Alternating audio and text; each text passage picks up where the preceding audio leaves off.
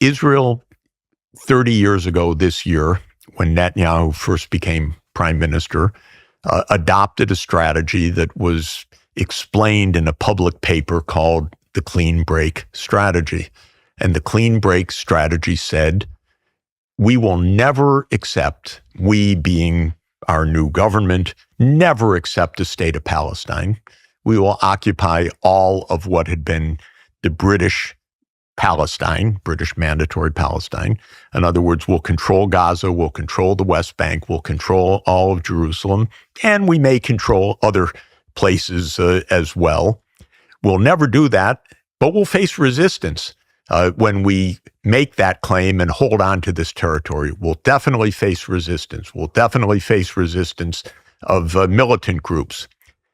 But what Netanyahu and his colleagues in the United States said was, rather than fighting those militant groups directly, we need to bring down the governments in the Middle East and West Asia that support those groups. And that is what's called the Clean Break Strategy. The Clean Break was the clean break from the peace accords, from the land for peace idea that Israel would return to its borders, there would be a Palestinian state in return for peace. That's what international law says. But what Israel says is we're never returning. There's never going to be a state of Palestine.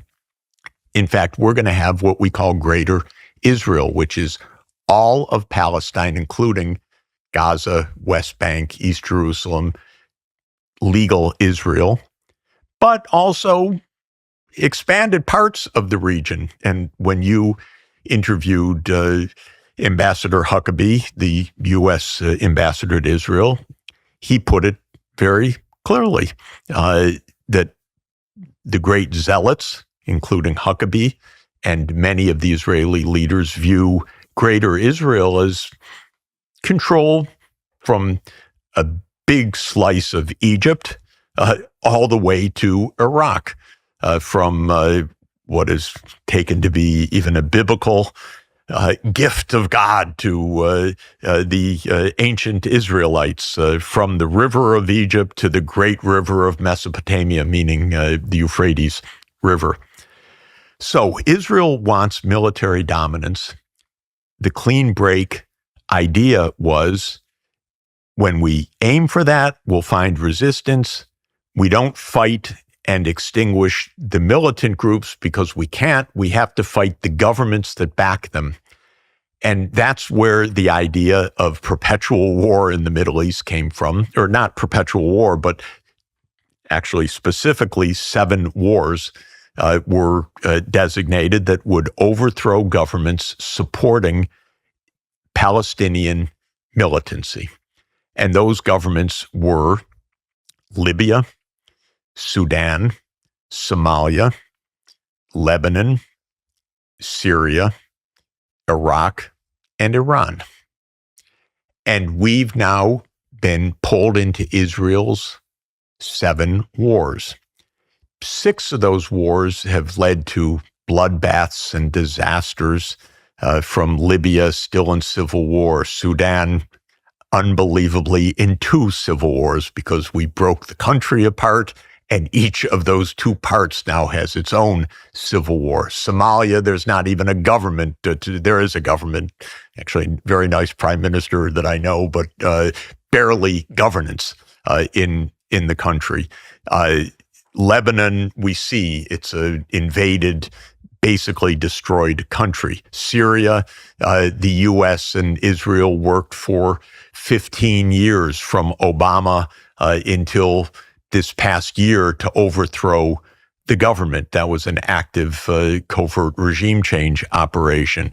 Iraq, the 2003 war and the debacle that lasted for years after that.